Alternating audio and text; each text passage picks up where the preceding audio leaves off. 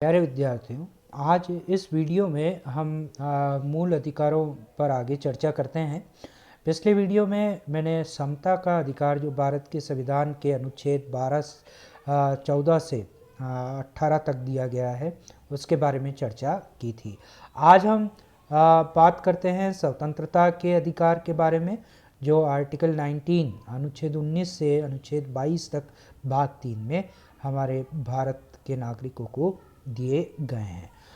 अनुच्छेद 19 में जो है वह वाक स्वातंत्र्य आदि कुछ विशेष अधिकार दिए गए हैं।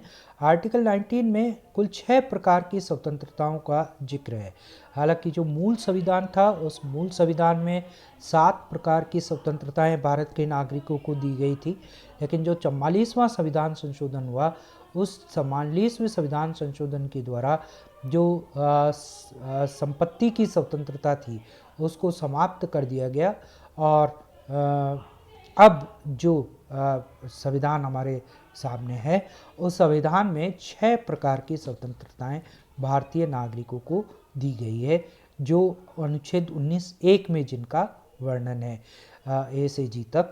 अनुच्छेद 19(1) में प्रत्येक नागरिक को पहली जो स्वतंत्रता दी गई है वो वाक और अभिव्यक्ति की स्वतंत्रता है, निरायुद्ध सम्मेलन करने की स्वतंत्रता है, संगम या संघ बनाने की स्वतंत्रता है, भारत में कहीं पर भी घूमने की स्वतंत्रता है, कहीं पर भी निवास करने की स्वतंत्रता है, कोई व्यवसाय आजीविका या कारोबार की स्वतंत्रता प्रदान की गई है। आर्टिकल 19(1)(a) जो है वो वाक स्वातंत्र्य है या अभिव्यक्ति की स्वतंत्रता की बात करता है। अभिव्यक्ति की स्वतंत्रता, आइए आप ये समझें कि आर्टिकल 19 जो है वो बेसिकली हमारे शरीर की स्वतंत्रता को अभिव्यक्त करता है। आप इस कॉन्सेप्ट को यूँ समझें कि जॉन लॉक एक बड़ा विचारक इंग्लैंड में जो हुआ, जिसने सबसे पहले प्राकृतिक अधिकारों की चर्चा की थी। जो फंडामेंटल राइट्स का कॉन्सेप्ट है उसका बेस जो है नेचुरल राइट्स, प्राकृतिक अधिकार की चर्चा जॉन लॉक ने की थी। और जॉन लॉक ने एक स्वत्वमूलक व्यक्तिवाद की बात की, और वो स्वत्वमूलक व्यक्तिवाद में बात ये थी कि व्यक्ति जो है वह अपने स्वयं का अधिकारी है। अपने स्वयं यानी उसके शरीर में ये जो कुछ है जो वो सब कुछ उसका अपना है, और चूँकि वो सब कुछ नेचर ने उसको दिया है इसलिए वह उनका प्रयोग करने के लिए स्वतंत्र है।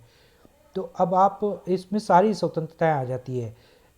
जैसे ये कान मेरे हैं तो मैं क्या सुनूं, ये मेरी आज़ादी है। ये आंखें मेरी है तो मुझे क्या देखना है क्या नहीं देखना है ये तय करना मेरी आज़ादी है। ये वाक, ये जीभ मेरी है या मुंह मेरा है तो इससे मैं क्या बोलूं क्या ना करूं ये मेरी आज़ादी है। ये हाथ मेरे हैं, इनसे मैं क्या काम करूं क्या ना करूं ये मेरी आज़ादी है। ठीक है, तो ये पैर मेरे हैं तो मैं कहाँ जाऊं कहाँ ना जाऊं ये मेरी आज़ादी है। ये बेसिकली व्यक्तिगत स्वतंत्रता का जो कॉन्सेप्ट है वो यहाँ से उठ करके आया। इसके बाद लॉस्की वगैरह आदि विचारक आए, वो ये कहते हैं कि भाई व्यक्ति के व्यक्तित्व को अगर विकसित करना है, व्यक्ति का चरम लक्ष्य क्या है? स्वयं का विकास। वह अपने लक्ष्यों को, अपने उद्देश्यों को जीवन में प्राप्त करना चाहता है, आगे बढ़ना चाहता है। इस आगे बढ़ने के लिए और उसे अपने लक्ष्यों को प्राप्त करने के लिए कुछ आज़ादियाँ चाहिए। तो आर्टिकल 19 जो है वो लॉक और लॉस्की के इस कॉन्सेप्ट को ये व्यक्त करता है और व्यक्ति को वो सारी स्वतंत्रताएं प्रदान करता है जो उसके व्यक्तित्व विकास के लिए आवश्यक है।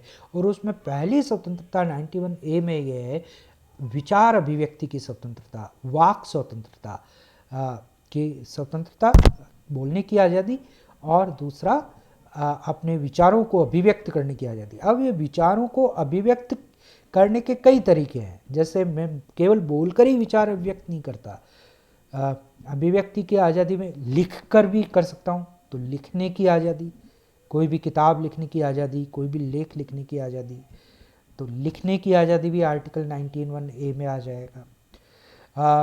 फिर मैं कोई चित्र बनाकर भी अपने विचारों को अभिव्यक्त कर सकता हूँ, तो चित्र लिखना। तो ये सारी आज़ादी जिससे कोई भी विचारों को अभिव्यक्त किया जा सकता है, वो अभिव्यक्ति की आज़ादी में सम्मिलित होता है। इसीलिए अभिव्यक्ति की आज़ादी का विस्तार न्यायपालिका ने कई डिसीजन में किया है, और इस स्वतंत्रता में प्रेस की आज़ादी या प्रेस की स्वतंत्रता भी शामिल है। देखिए, विचार अभिव्यक्ति की जो आज़ादी है वह किसी भी लोकतांत्रिक शासन प्रणाली का आधार स्तंभ है। कैसे? आप इस बात को यूँ समझिए कि लोकतंत्र का मतलब क्या है? लोगों का अधिकार। लेकिन अगर लोगों को बोलने की आज़ादी नहीं होगी तो सरकार मनचाहे नियम या मनचाही सत्ता जो है वो व्यक्तियों पर थोपती रहेगी, तानाशाही आ जाएगी। तो फिर तो राजशाही और लोकशाही में फ़र्क ही नहीं होगा कि राजा जो कह दे वही नियम, उसी को मान ले। वह अन्याय करे तो भी आप उसके खिलाफ नहीं बोल सकते थे। तो लोकशाही या लोकतंत्र जिसे हम कहते हैं, वह लोकतंत्र तो तभी लोकतंत्र होगा ना जब उसमें लोगों को अपने विचार रखने की आज़ादी होगी, शासन के विरुद्ध भी विचार रखने की आज़ादी होगी, शासन के विरुद्ध भी बोलने की आज़ादी होगी। कई बार आजकल हम देखते हैं कि कह दिया जाता है कि साहब शासन के विरुद्ध बोलना तो देशभक्ति नहीं है, देशद्रोह है। ये ऐसा नहीं है। फिर तो लोकतंत्र क्या हुआ? तो लोकतंत्र का मतलब ही है विचार अभिव्यक्ति की आज़ादी। ये भारत का संविधान 1901 में प्रदान करता है। हमारी न्यायपालिका ने 1901 का विस्तृत विश्लेषण किया है, और उसमें जैसा मैंने कहा प्रेस की आज़ादी को 1901 में शामिल माना है। इसी प्रकार सूचना प्राप्त करने का जो अधिकार है, RTI जिसे हम कहते हैं, वह RTI भी 1901 के तहत एक फंडामेंटल राइट सुप्रीम कोर्ट ने नागरिकों का माना है। झंडा फहराने का, हम झंडा फहराकर भी अपनी देशभक्ति को व्यक्त करते हैं, तो झंडा फहराने का जो अधिकार है वह भी अभिव्यक्ति की स्वतंत्रता में सम्मिलित माना गया है। कई केसेस में ये कहा कि भाई आदमी वोट देकर बोलता है, मत देने का अधिकार, तो मत देने का अधिकार भी 1901 का पार्ट है। संविधान के प्रथम संशोधन अधिनियम 1951 के द्वारा विचार और अभिव्यक्ति की स्वतंत्रता को थोड़ा सीमित किया गया, और वो सीमित क्या है कि सरकार राज्य की सुरक्षा, सार्वजनिक कानून व्यवस्था, सदाचार, न्यायालय की अवमानना, विदेशी राज्यों से संबंध तथा अपराध के लिए उत्तेजित करना आदि के आधार पर विचार एवं व्यक्ति की स्वतंत्रता पर राज्य प्रतिबंध लगा सकता है। यानी सरकार को यह अधिकार है कि वह राज्य के सुरक्षा के संदर्भ में, यानी बोलने का मतलब ये नहीं है कि आप कुछ ऐसी बात बोले जिससे देश की सुरक्षा को खतरा हो, सार्वजनिक कानून व्यवस्था को खतरा हो, लॉ एंड ऑर्डर बिगड़ जाए, ऐसी बात नहीं बोल सकते। सार्वजनिक सदाचार भंग होता हो, ऐसी विचार व्यक्ति नहीं की जा सकती। न्यायालय की अवमानना वाली बात नहीं बोली जा सकती। विदेशी राज्यों से संबंध कहीं प्रभावित होते हों, ये वो नहीं बोला जा सकता। या किसी को अपराध के लिए उत्तेजित करना, भड़काना किसी को, या जैसे कोई भीड़ में भड़काऊ भाषण दे, भड़काना, ये इन सब बातों को ये विचार अभिव्यक्ति की स्वतंत्रता का मतलब ये नहीं है कि आप किसी को भड़काएं। तो राज्य सरकार को ये अधिकार है, राज्यों को ये अधिकार है कि वह इसको प्रतिबंधित करने के लिए या इसको सीमित करने के लिए कानून बनाकर इन पर रोक लगा सकती है। फिर आर्टिकल 19B के तहत हमें निरायुद्ध सम्मेलन, निरायुद्ध, आयुध कहते हैं हथियार को, निरा यानी बिना हथियार के, शांतिपूर्ण, 19B में शांतिपूर्ण और बिना हथियारों के नागरिकों को सम्मेलन करने या जुलूस निकालने का अधिकार होता है। राज्यों की सार्वजनिक सुरक्षा एवं शांति व्यवस्था के हित में स्वतंत्रता को सीमित किया जा सकता है। मतलब आप शांतिपूर्ण तरीके से सम्मेलन कर सकते हैं, जुलूस निकाल सकते हैं, लेकिन सार्वजनिक सुरक्षा के हित में या शांति व्यवस्था के हित में स्वतंत्रता को सीमित किया जा सकता है। सरकार उस पर रोक लगा सकती है। जैसे अभी आप देख रहे हैं कोरोना के काल में धारा 144 जैसे सरकार ने लगा दी कई जगह, कि आप कहने की साहब हमें तो संविधान में सम्मेलन करने का अधिकार है, फंडामेंटल राइट है, नहीं। लेकिन जो पैंडेमिक सिचुएशन चल रही है, तो लोगों के सार्वजनिक स्वास्थ्य को ध्यान में रखते हुए अभी जैसे सम्मेलन करने के अधिकार को कुछ समय के लिए स्थगित कर दिया गया। इसी तरह 19C में भारतीय नागरिकों को संघ या संगठन बनाने की स्वतंत्रता दी गई है, लेकिन ये सभी सैनिकों को ये आज़ादी नहीं है।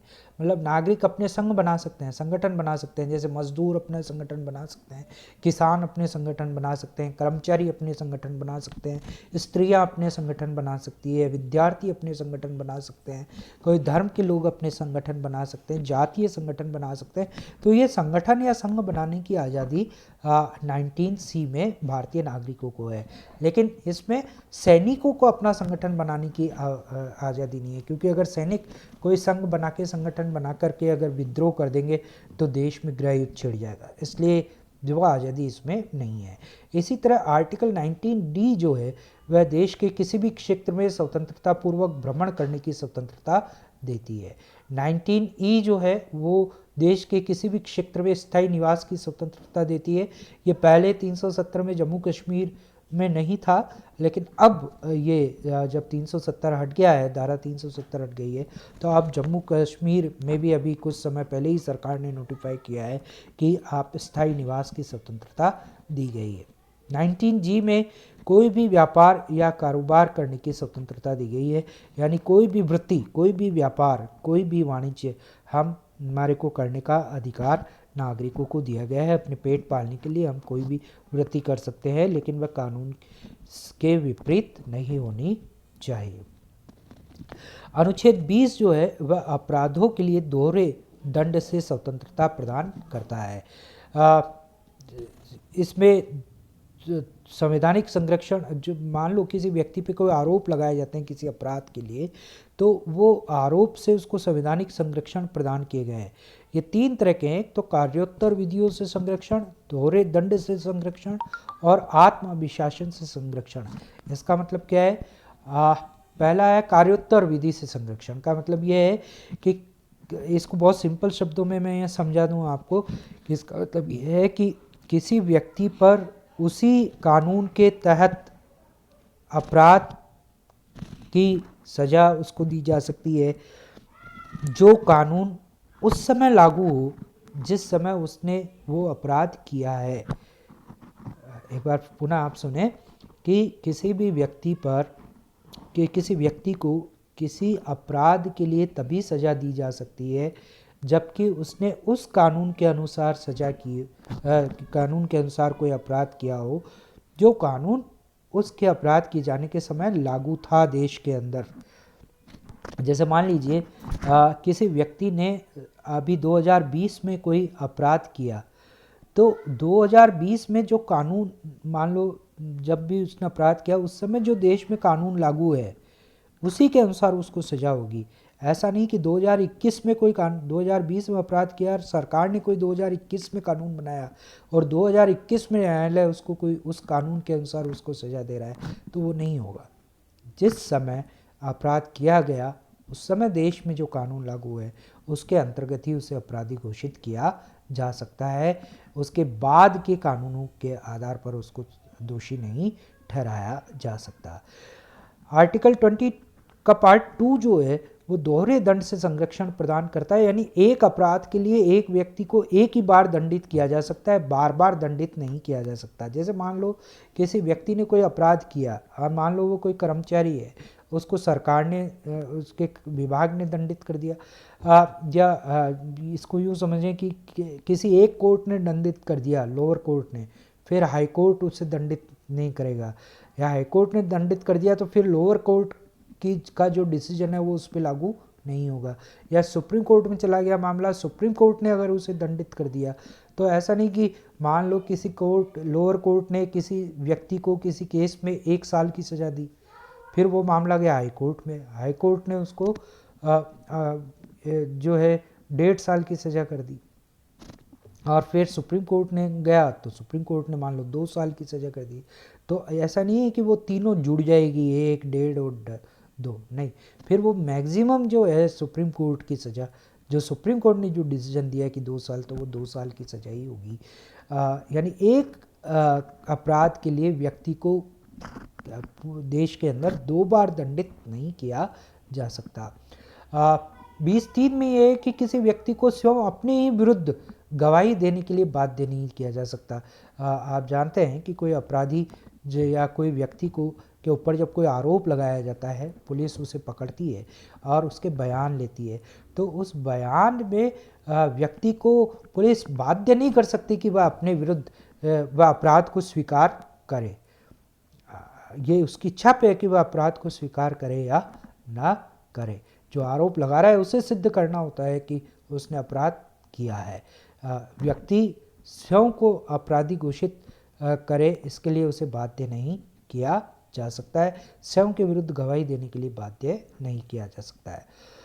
फिर आर्टिकल 21, ये हमारे संविधान का बड़ा महत्वपूर्ण हिस्सा है। आर्टिकल 21 में हमें जीवन की स्वतंत्रता दी गई है। ये जीवन की स्वतंत्रता, जैसा मैंने कहा कि जीवन की स्वतंत्रता का मतलब है कि ये आत्मसम्मान पूर्ण मानवीय जीवन, क्योंकि जीने की स्वतंत्रता आर्टिकल 21 में जो ये जैसे हम कहते हैं प्राण और देहिक स्वतंत्रता, देह यानी शरीर, शरीर में ये प्राण की स्वतंत्रता, ये जीवन की स्वतंत्रता, कि ये जीवन जो है वो हमें नेचर ने दिया है और इसे छीनने का अधिकार किसको है? नेचर को है। तो ऐसा कोई भी कृत्य, यानी इस बात को सिंपल सा समझें कि ये जीवन जो है नेचर ने दिया है, नेचर ही इसे छीन सकती है। यानी आदमी की जो मृत्यु है वह मृत्यु नेचुरल या प्राकृतिक कारणों से ही होनी चाहिए। किसी भी अप्राकृतिक कारण से अगर व्यक्ति की मृत्यु होती है तो वह आर्टिकल 21 का उल्लंघन है या वह कानूनन अपराध है। अब वह अप्राकृतिक कैसे हो सकता है कि अप्राकृतिक, जैसे मान लो दुर्घटना में डेथ हो जाए या कोई सुसाइड कर ले, तो सुसाइड करना भी अपराध है, क्योंकि वह व्यक्ति जो है, व्यक्ति को खुद को भी अपना जीवन छीनने का अधिकार नहीं है। नेचुरल डेथ होनी चाहिए, कोई भी अननेचुरल डेथ है तो वह अपराध है। तो ये आर्टिकल 21 जीवन की है। अब इसमें दूसरी बात ये आती है आर्टिकल 21 में कि जीवन का मतलब क्या है? जीवन का मतलब क्या केवल सांसें चल रही है, हम जिंदा हैं, यही जीवन है? नहीं, केवल सांसों के चलने का नाम जीवन नहीं है। जीवन का मतलब है मानवीय गरिमा के साथ जीना। पशुवत जीवन मानवीय जीवन नहीं है। जीता तो पशु भी है, वो भी कुछ इधर उधर खा पी के और कहीं बैठा रहता है, जिंदा तो वो भी है। इस तरह से जीना, पशुवत जीना जीवन नहीं है। जीवन का मतलब है मानवीय गरिमा के साथ, ह्यूमन डिग्निटी के साथ जीना। ह्यूमन डिग्निटी का मतलब क्या है? ये ह्यूमन डिग्निटी कब मिलेगी? जब हमारे पास अपना पेट भरने के लिए पर्याप्त संसाधन हो। पेट कब भरेगा? जब हमारे पास काम का अधिकार हो। हम किसी के आगे हाथ न फैलाएं। अगर हमें भीख मांगनी पड़ रही है तो वो हमारी गरिमा के अनुरूप नहीं है। तो हम तो इसलिए आर्टिकल 21 में काम करने का अधिकार भी शामिल है, आजीविका कमाने का अधिकार भी शामिल है। इसी तरीके से हमें आत्मसम्मान पूर्ण जीवन जीना है तो हमें शिक्षित होना जरूरी है। अब इसीलिए 86वें संविधान संशोधन के द्वारा आर्टिकल 20 में 21A जोड़ा गया, जिसके द्वारा 6 से 14 वर्ष तक के बालकों को निःशुल्क शिक्षा प्राप्त करने का अधिकार होगा। ये फंडामेंटल राइट है हर बच्चे का, 6 से 14 साल तक के बच्चे का, कि उसको निःशुल्क शिक्षा राज्य देगा। क्योंकि शिक्षा के बिना आत्मसम्मान नहीं आ सकता। तो आर्टिकल 21 का समझे आप, आत्मसम्मान पूर्ण जीवन। और इस आत्मसम्मान पूर्ण जीवन को जीने के लिए जो भी परिस्थितियां हैं वो परिस्थितियां राज्य को उपलब्ध करानी होगी, अन्यथा वह आर्टिकल 21 का उल्लंघन होगा। ऐसा सुप्रीम कोर्ट ने कई बार अलग अलग केसेस में अपने डिसीजन में कहा है। अनुच्छेद 22 जो है कुछ दशाओं में गिरफ्तारी और निरोध से संरक्षण प्रदान करता है। ये अनुच्छेद 21 का अनुपूरक है। अनुच्छेद 22 कि आत्मसम्मान की कोई व्यक्ति जो है उसको पुलिस उसकी दैहिक स्वतंत्रता का उल्लंघन से वंचित नहीं कर सकता। यानी केवल उन्हीं कानूनों के अंतर्गत दैहिक स्वतंत्रता जो आर्टिकल 21 में हमें मिली हुई है, वो दैहिक स्वतंत्रता केवल उन्हीं परिस्थितियों में छीनी जा सकती है जब वो किसी ऐसे कानून का उल्लंघन करते हो जिसके अंतर्गत देह को छीने जाने का अधिकार राज्य को दिया गया है।